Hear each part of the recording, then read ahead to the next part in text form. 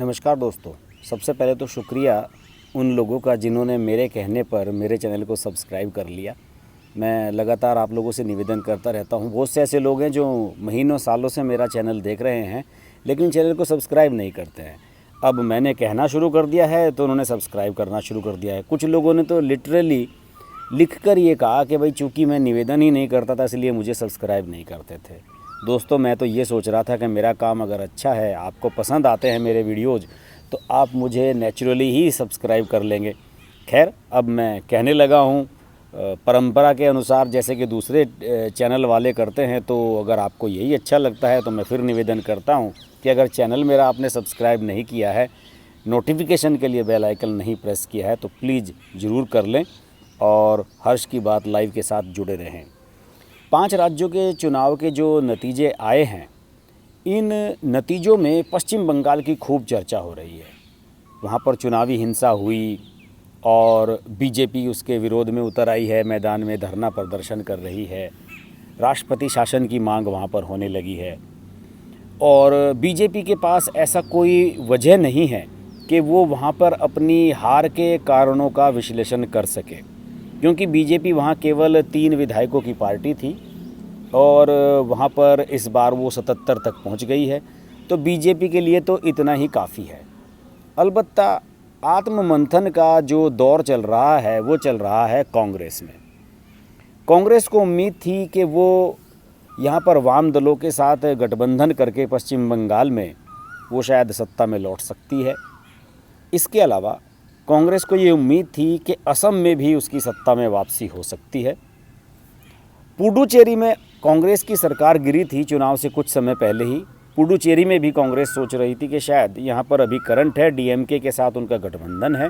और चूंकि तमिलनाडु में सारे ओपिनियन पोल्स ये कह रहे थे कि डीएमके के साथ कांग्रेस की वापसी हो रही है, तो सब उन्हें ये लग रहा था कि शायद तमिलनाडु का असर बराबर में ही पुडुचेरी पर भी देखने को मिलेगा। लेकिन कहीं कुछ ऐसा नहीं हुआ।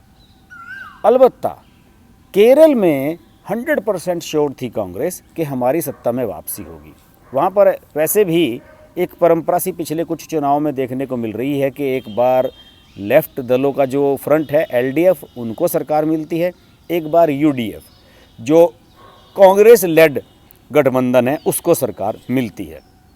और इसी वजह से इस बार सेफ गेम खेलते हुए राहुल गांधी लोकसभा के सांसद भी बने थे वायनाड से, और उन्हें उम्मीद थी कि वो अपनी स्टार प्रेजेंस की वजह से वहाँ पर कांग्रेस की सत्ता में वापसी करवाने में सफल रहेंगे। उन्होंने वहाँ जमकर कैंपेन भी किया था। उन्होंने इस चक्कर में बाकी तमिलनाडु, पश्चिम बंगाल में बिल्कुल कैंपेन नहीं किया था, क्योंकि उन्हें उम्मीद थी कि यहाँ पर उनकी सत्ता में उनकी वापसी होगी।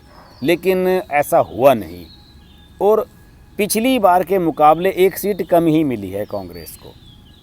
और अब कांग्रेस इस बारे में सोच रही है कि भाई केरल का क्या हुआ, हम केरल में ऐसे पीछे क्यों रह गए। तो अब 2-3 दिन की खामोशी के बाद जब केरल में नतीजे आ गए, नतीजों की आने के बाद, खामोशी के बाद, केरल के कुछ लोकल नेताओं ने इस बारे में आवाज़ें उठाने शुरू की हैं। और उन आवाज़ों का जो सुर है, वो टोन है, वो सिर्फ वही है जो ग्रुप 23 वाले लोगों की थी, जिसमें आनंद शर्मा, गुलाम नबी आज़ाद, कपिल सिब्बल, ये सब लोग शामिल थे, जिन्होंने सोनिया गांधी को लेटर लिखा था और बाद में आवाज़ें उठाई थी कि गठबंधन सही तरीके से नहीं करे जा रहे हैं चुनावी राज्यों में। इन सब लोगों की तर्ज पर ही केरल के कुछ नेताओं ने आवाज़ उठाई है। सोशल मीडिया के माध्यम से, फेसबुक पर लिखा है, बाकी जगह लिखा है कि जो भी हुआ है वो ठीक नहीं हुआ है और टिकटों का बंटवारा केरल में सही तरीके से नहीं किया गया है।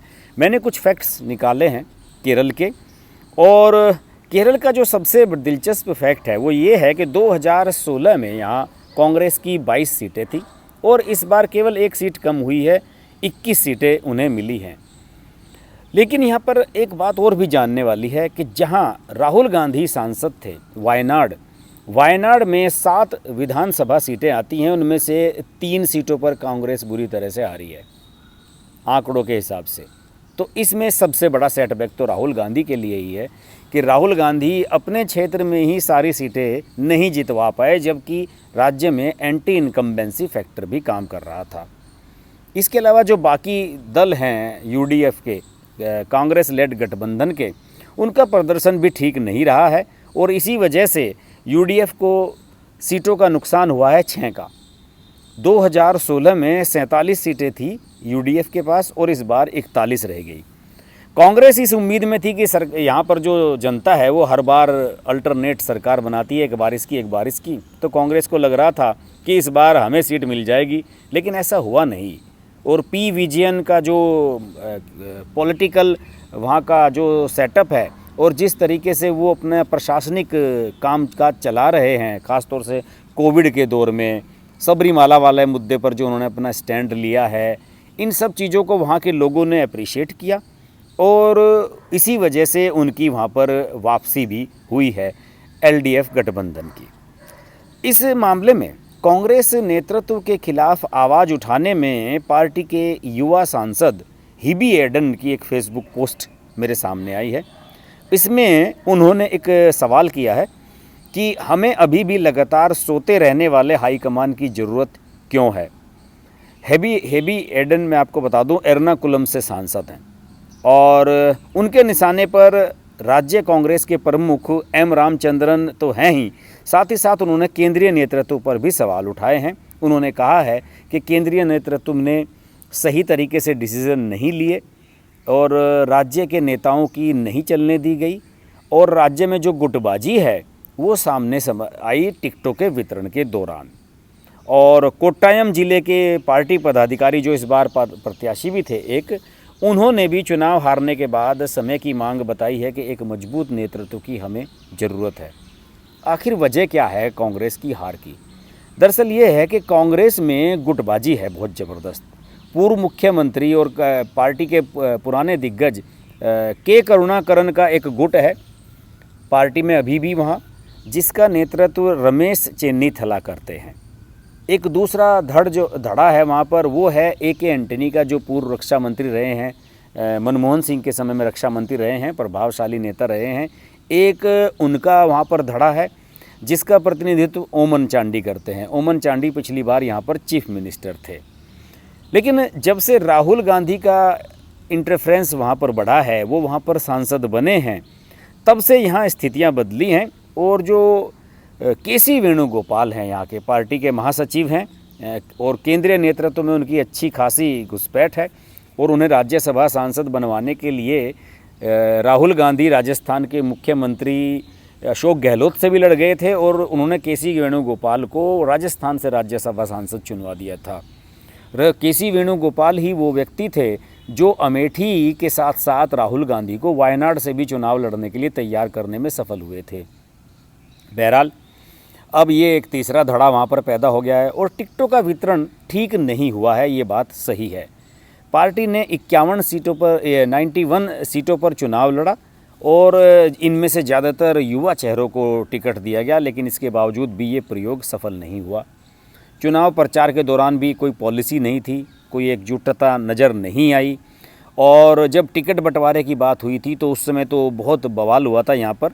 और प्रदेश महिला कांग्रेस की प्रमुख हैं लतिका सुभाष, उन्होंने अपने पद से इस्तीफ़ा दे दिया था और कांग्रेस के सामने ही सिर मुंडवाकर उन्होंने हंगामा किया था।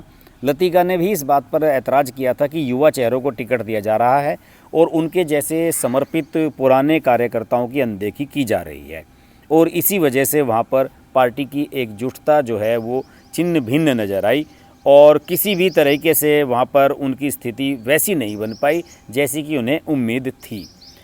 हालांकि ख़ास बात ये भी है कि यहाँ पर एक नैतिक रूप से एक गलती कांग्रेस यहाँ पर कर रही थी केरल में। देखिए, पश्चिम बंगाल में वाम दलों के साथ कांग्रेस ने गठबंधन किया था। राहुल गांधी की जिद थी कि वहाँ हम वाम दलों के साथ जाएंगे, जिस तरीके से वहाँ पर बिहार में भी गए थे। लेकिन यहाँ पर आप वाम दलों के खिलाफ चुनाव लड़ रहे हैं, आपको नैतिक रूप से कोई मुंह ही नहीं बनता कि आप वाम दलों की आलोचना यहाँ पर कर सकें, जबकि आप गठबंधन कर रहे हैं उनके साथ पश्चिम बंगाल में। ये भी एक स्ट्रेटेजिकल गलती थी और मेरा मानना है कि इसका परिणाम कांग्रेस को यहाँ भुगतना पड़ा है। अगर पश्चिम बंगाल में कांग्रेस ने वाम दलों के साथ गठबंधन ना किया होता तो शायद यहाँ के नतीजे बेहतर आते। बहरहाल ये बात अब क्लियर हो गई है कि राहुल गांधी में नेतृत्व की कोई क्षमता नहीं है और यहाँ पर जो उनकी स्थिति है वो लगभग शून्य ही रही है। और अगर यही हालात रहे तो 2024 में शायद राहुल गांधी अपनी लोकसभा सीट वायनाड भी यहाँ से बचा नहीं पाएंगे। बहरहाल अब कांग्रेस में आत्ममंथन होता तो है नहीं, मंथन तो कांग्रेस में यही होता है कि जो गांधी परिवार चाहे वही होता है और जो गांधी परिवार के खिलाफ बोले उसकी सुनी नहीं जाती। देखिए आनंद शर्मा ने, तमाम दूसरे नेताओं ने आवाज़ उठाई थी कि हमारी पार्टी एक सेकुलर पार्टी है और आप यहाँ पर केरल में मुस्लिम लीग के साथ आप गठबंधन कर रहे हैं जो कि एक सांप्रदायिक पार्टी है। इसके अलावा आपने असम में बदरुद्दीन अजमल की पार्टी के साथ गठबंधन किया, सांप्रदायिक पार्टी है। इसके अलावा फुरफुरा शरीफ वाले पीरजादा ने अपनी पार्टी बनाई, आईएसएफ केवल मौका परस्ती की पार्टी थी, वो सांप्रदायिक पार्टी थी पूरी तरीके से। उसके साथ आपने पश्चिम बंगाल में गठबंधन कर लिया। यही वजह थी कि आपसे जो आपका कोर हिंदू वोटर है, जो आपको कांग्रेस को वोट करता रहा है, वो भी इस बार नाराज़ हो गया और उसने कहा कि यार ये तो केवल मुसलमानों की वोट मांगने वाली पार्टी है, इसलिए इनसे ना तो मुसलमान इनके नज़दीक आए और रहे सहे हिंदू वोटर भी दूसरी पार्टियों पर शिफ्ट हो गए। तो स्थिति ये है कि केरल में इस बार जो हार का सामना कांग्रेस ने किया है, उसके बाद वहाँ जो गठबंधन की स्थिति है वो तो बाद में देखी जाएगी, लेकिन उससे पहले तो मुझे लगता है कि राहुल गांधी की वहाँ पर सीट, वायनाड की सीट भी अगली बार सुरक्षित नज़र नहीं आ रही है, क्योंकि उनके क्षेत्र की विधानसभा सीटों पर भी कांग्रेस को हार का सामना करना पड़ा है। बहरहाल कांग्रेस के लिए ये फिर अपने गिरेबान में झांकने का समय है। आप भले ही बीजेपी पर सवाल उठा रहे हों, लेकिन बीजेपी ने फिर भी अपेक्षित रूप से बढ़िया प्रदर्शन दूसरे स्टेट्स में किया है। कांग्रेस के लिए जो अपना गढ़ था, जो साउथ इंडिया में अपनी ज़बरदस्त प्रेजेंस रखती थी, वो अब साउथ इंडिया में शून्य हो चुकी है। पुडुचेरी में सरकार थी, वो भी ख़त्म हो चुकी है। तो अब कांग्रेस के लिए और राहुल गांधी के लिए आईना देखने का समय है कि हम कहाँ पर खड़े हुए हैं और आने वाले समय में हमें किस रास्ते पर चलना है। इस तरह के मुद्दों पर, कांग्रेस पर, पॉलिटिकल स्ट्रेटजीज़ पर बात करते रहेंगे।